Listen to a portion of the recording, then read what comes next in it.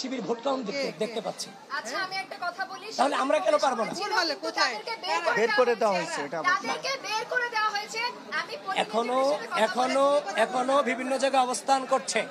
এই আপু শোনেন, চিফ রিটার্নিং অফিসার আমাকে বলেছে কেন্দ্রে ভোট গণনা দেখতে আমার কোনো বাধা নাই।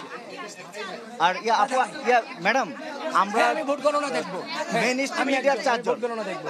আচ্ছা হ্যাঁ ফোন দেন ঠিক আছে ঠান্ডা মাথায় হল খুলেছি, এজেন্টে সব রেখে আর ডাকসু এখনো খুলিনি আমরা। 30 সেকেন্ড আপনাদের অবহেলার কারণে আমরা রোকেয়া হলে আমাদের ছাত্র দলের এজেন্ট পর্যন্ত দিতে পারিনি। আমি ভিপি হিসেবে আমার কোনো এজেন্ট আমি দিতে পারিনি।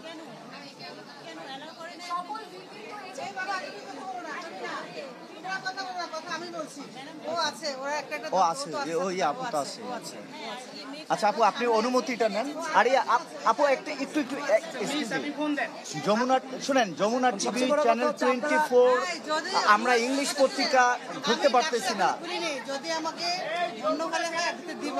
অন্তত 4টা মিডিয়া দেন, একটা ইংলিশ পত্রিকা দেন আর যমুনা টিভি চ্যানেল জমাতুল বিদা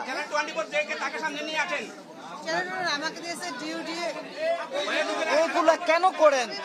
বাংলাদেশে যদি যমুনা টিভি চ্যানেল 24 ইত্তেফাকের মতো পত্রিকা গিয়ে ওইখানে রিপোর্ট করবে, আর যমুনা একটা ইংলিশ পত্রিকা আমরা সাংবাদিকতা করি, ইউনিভার্সিটি থেকে বের হয়েছে আমরা। চ্যানেল 24, যমুনা টিভি, সময় টিভি আর ইংলিশ পত্রিকা থেকে এই চারজন দোকান।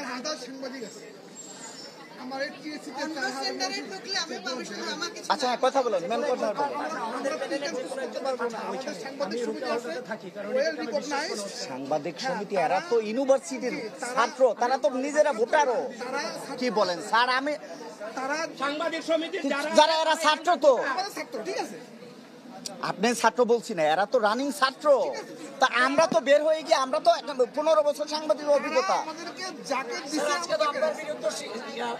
আপনারা কিন্তু নিয়ম বহির্ভূত কাজ করতেছেন। এই যে আপনারা বলতেছেন সাংবাদিক সমিতি তালিকা